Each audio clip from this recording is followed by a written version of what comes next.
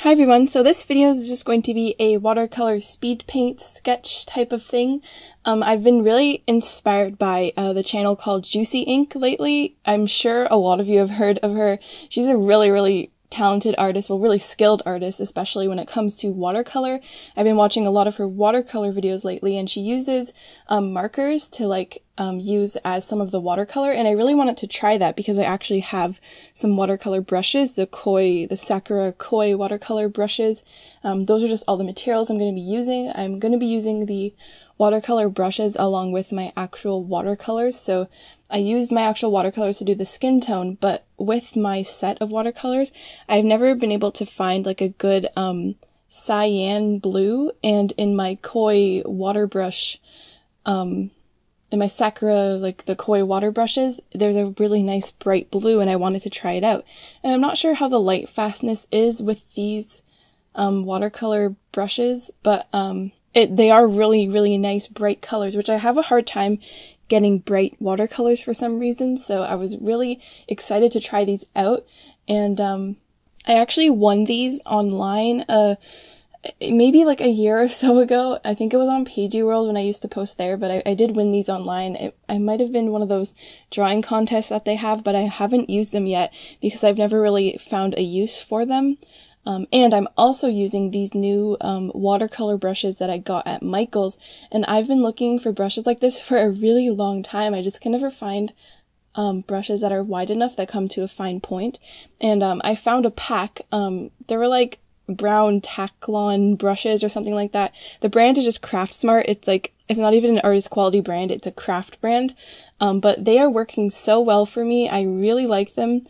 It comes with two really big brushes and then two smaller ones, and I used, I think I used the second largest size here, and then I also used a really small one. So here you'll see me using one of the watercolor brushes, and I just drew on these mechanical shapes for her wings, and I just took the water and kind of moved it around, and this color is so cool because when you add water to it, it isn't just black. It breaks down into this navy gray blue and purple and even brown and pink. It is so cool. I love this color. I can't believe I've never experimented with these sooner. This was so much fun, and I could achieve such different colors with them because I find it so hard to get a nice bright blue. I just don't have the right colors yet. But I did use my own watercolors for her hair, and I was really happy with the color I was able to get. It's nice and bright and golden blonde color, which is what I wanted, so I was happy with that.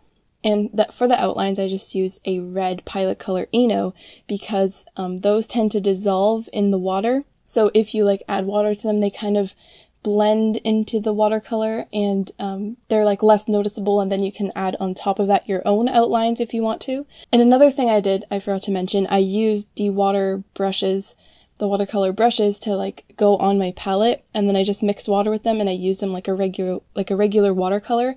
So you can put them on a side piece of paper or put them on your palette and add water to them, or you can put them directly onto your paper and then blend them around with water. And this was so much fun.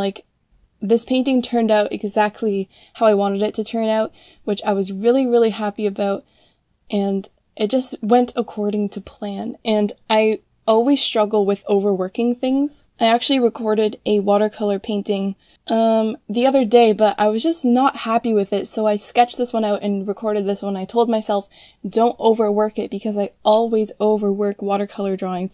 I add too much, and I don't plan ahead, and it just looks muddy and over-detailed, and this one I really tried to limit myself, and I tried to not go overboard, and it turned out exactly how I wanted it to turn out, and it was just so much fun, and I really enjoyed doing this, so I want to do more stuff like this, and I think I do have a lot to thank to Juicy Ink, the channel that I told you I was inspired by, because she kind of inspired me to kind of go more, plan more, because she plans a lot with her paintings. Every brushstroke she makes has a purpose, and I kind of want to do that more. I want to become better at planning. So I wanted to draw, I had a general color scheme in mind. I wanted to do black, blue, and yellow. That's just what I wanted to do, and I ended up putting pink in the background as well, and that just really helped tie everything together because her skin is very peachy pinkish color, so having a pink background really helped tie that in.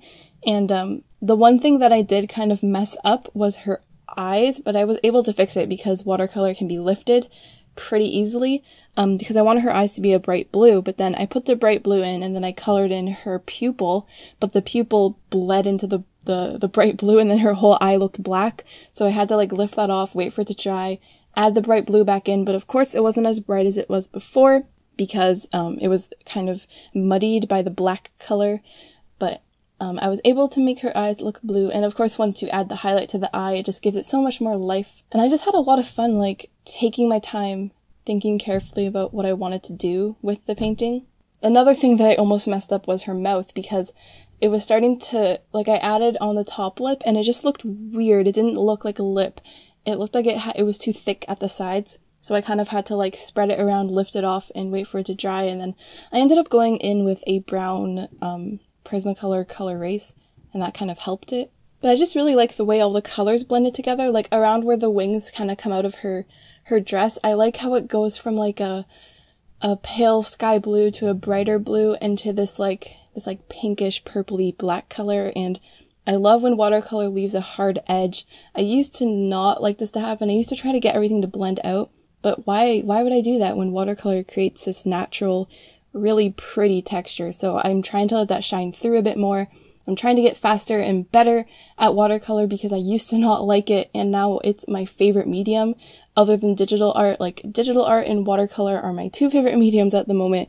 They're just so much fun, and like, watercolor is just fun. Like, I always look forward to it because it goes by pretty fast, and I don't really like doing pencil crayon or any kind of dry medium as much as I like doing wet mediums, because markers and watercolor are just so fun for me compared to pencil crayon and pastels, which I find take a really long time, and it kind of destroys my hand and my wrist because I always press too hard.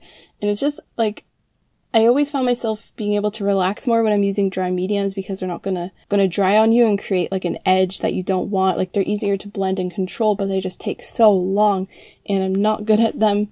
So my main focus right now is watercolor, and I want to practice more with acrylic paint and eventually gouache as well, because I know that gouache can work very well with watercolor because it's water soluble. So I really hope you enjoyed this video. I had a lot of fun making it, like more fun than I usually do with my watercolor paintings.